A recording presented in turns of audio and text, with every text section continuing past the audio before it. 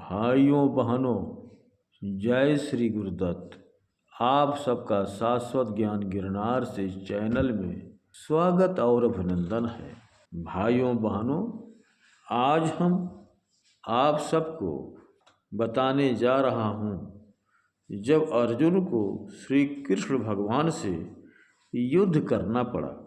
अर्जुन श्री कृष्ण के कितने बड़े भक्त थे ये बताने की आवश्यकता नहीं, किंतु भागवत में हमें एक ऐसी कथा का वर्णन मिलता है जब अर्जुन को श्री कृष्ण भगवान से युद्ध करना पड़ा था।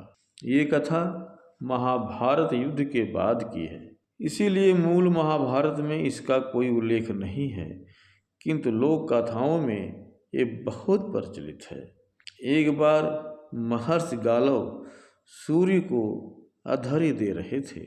उसी समय चित्रसेन गंधर्व आकाश मार्ग से जा रहे थे, जिन्होंने नीचे थूक दिया। उन्हें जरा भी अंदेशा न था कि नीचे कौन है। वह पीक सीधे महर्षि गालव की अंजलि में गिरी, जिससे उनकी साधना अपवित्र हो गई।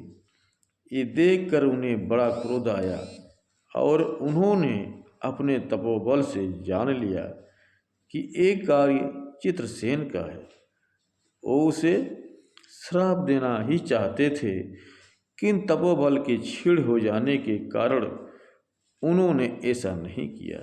भाइयों बहनों, तब महर्षि गालव ने क्या किया, इसको जानने से पहले हम आप सबसे अनुरोध करूंगा कि चैनल को सब्सक्राइब एवं वीडियो को लाइक तथा शेयर जरूर करें एवं कमेंट्स बॉक्स में अपने विचार से हमें अवगत कराएं।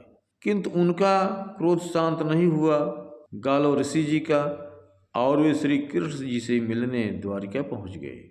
श्री कृष्ण ने उनकी बड़ी आव भगत की और ब्राह्मण पर हुए इस पाप कर्म को सुनकर उन्होंने प्रतिज्ञा कर ली कि 8 प्रहर के अंदर वे चित्रसेन का वध कर देंगे। प्रतिज्ञा, और वो भी श्री कृष्ण की। अब भला महर्षि गालव को क्या चिंता होती। वो निश्चिंत होकर उस दिन द्वारिका में ही रुक गए। उसी समय देवर्षि नारद भी श्री कृष्ण भगवान से मिलने पहुँचे और श्री कृष्ण भगवान के मुख पर विषाद की छाया देखकर उन्होंने इसका कारण पूछा। श्री कृष्ण भगवान ने उन्हें सारी बात बताई। देवर्षि को कौतुक सूझा। वे समझ गए कि प्रभु लीला दिखाना चाहते हैं, किंतु उन्होंने उस लीला को और रोचक बनाने का निश्चय किया और श्री कृष्ण से विदा लेकर चित्रसेन के पास पहुंच गए। उस समय चित्रसेन भिक्षुकों को दान दे रहे थे। देवर्षि ने हास्य में ही उनसे कहा कि तुम ये अति उत्तम कर्म कर रहे हो, क्योंकि मृत्यु से पूर्व दान दक्षिणा देना अति पुण्य का कार्य है। उनकी ये बात सुनकर चित्रसेन डर गए और उनसे इसका कारण पूछा। तब देवर्षि ने उन्हें बताया कि श्री कृष्ण भगवान 8 प्रहर में तुम्हारे वध की प्रतिज्ञा कर ली है। अब तो त्रिलोक में तुम्हारी रक्षा कोई नहीं कर सकता। चित्रसेन श्री कृष्ण का प्रताप जानता था। वो समझ गया कि अब तो उसे कोई शरण नहीं देगा। यहाँ तक कि उनके मित्र देवराज इंद्र भी उनकी सहायता अब नहीं करेंगे। अपनी मृत्यु निश्चित जानकर उसने ब्रह्मा पुत्र नारद जी की शरण ली। उसने कहा, हे देवर्षि, जो कुछ भी हुआ अनजाने में हुआ, फिर पता नहीं क्यों प्रभु ने मेरे वध की प्रतिज्ञा क्यों कर ली। अब आप ही कोई उपाय बताएं। ये सुनकर देवर्षि ने चित्रसेन से कहा, तुम अर्जुन से जाकर सहायता मांगो, वो तुम्हारा शिष्य है।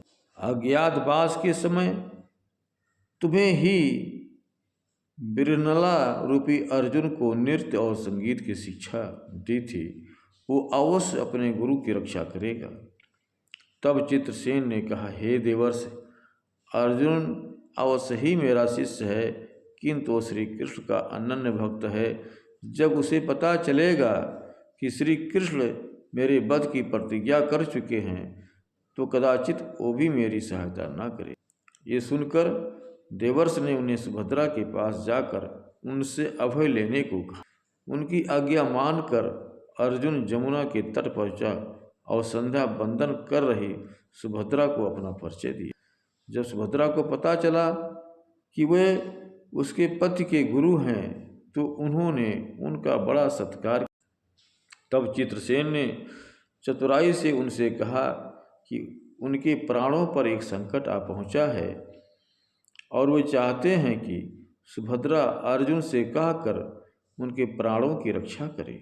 सुभद्रा अर्जुन के बल को जानती थी, इसीलिए उसने बिना पूरी बात जाने ही चित्रसेन को उनकी रक्षा का वचन दे दिया।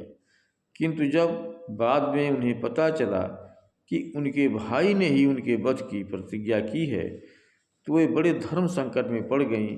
किंतु चूंकि उन्होंने मित्रसेन को वचन दिया था इसीलिए वे उन्हें लेकर अर्जुन के पास। अर्जुन ने जब अपने गुरु को देखा तो उनकी बड़ी सेवा की। तब सुभद्रा ने अर्जुन से पूरी स्थिति कही और अपने वचन के बारे में भी बताया। अब तो अर्जुन भी धर्म संकट में पड़ गए, किंतु अपनी पत्नी के वचन की रक्षा के लिए उन्होंने भी चित्रसेन को अभय प्रदान। उधर देवर्ष नारद को इस लीला को देखकर बड़ा आनंद हुआ। वे भगवान के पास गए और भगवान ने उन्हें पूछा कि इस समय चित्रसेन कहाँ है। इस पर देवर्ष ने कहा कि हे वासुदेव, चित्रसेन इस समय अर्जुन के शरण में है और आपकी बहन सुभद्रा ने उनकी रक्षा का वचन दिया, अतः आप सोच समझकर ही युद्ध का निर्णय करें। जब श्री कृष्ण ने ये सुना तो वे भी धर्म संकट में पड़ गए। एक और उनका वचन और एक और उनकी प्रिय बहन का वचन। फिर भी अपनी प्रतिज्ञा अनुसार वे महर्षि गालव और देवर्ष सहित इंद्रप्रस्थ पहुँचे और उन्होंने देवर्ष से प्रार्थना की कि वे उनके दूत के रूप में अर्जुन के पास जाएं और उसे समझाने का प्रयास करें। श्री कृष्ण भगवान की इच्छा पर देवर्ष अर्जुन के पास पहुँचे और उन्हें समझाने का प्रयास किया। तब अर्जुन ने उन्हें कहा, हे देवर्ष, इस संसार में मुझे श्री कृष्ण भगवान से अधिक प्रिय कोई दूसरा नहीं है। मेरा जो भी बल है वो भी उनके कारण ही है, किंतु उनके द्वारा ही दिए गए ज्ञान गीता ज्ञान के अनुसार मैं कर्म करने पर विवश हूँ। मैं किसी भी स्थिति में शरणागत को नहीं त्याग सकता। वासुदेव स्वयं ज्ञानी हैं, वे जैसा चाहते हैं वैसा ही होगा। अंततः श्री कृष्ण और अर्जुन में अपनी अपनी प्रतिज्ञाओं के कारण भयानक युद्ध छिड़ गया। भगवान से भला कौन जीत सकता था, किंतु अर्जुन भी उन्हीं के अंश थे। दोनों का युद्ध बहुत देर तक चलता रहा। साधारण अस्त्र की तो क्या बात है, दोनों ने एक दूसरे के दिव्य शस्त्र को भी काट दिया। अंत में श्री कृष्ण ने सुदर्शन चक्र को मुक्त किया। उसके प्रतिरोध में अर्जुन ने ब्रह्मास्त्र का संधान कर दिया। तीनों लोग ये देखकर त्राहि त्राहि कह उठे।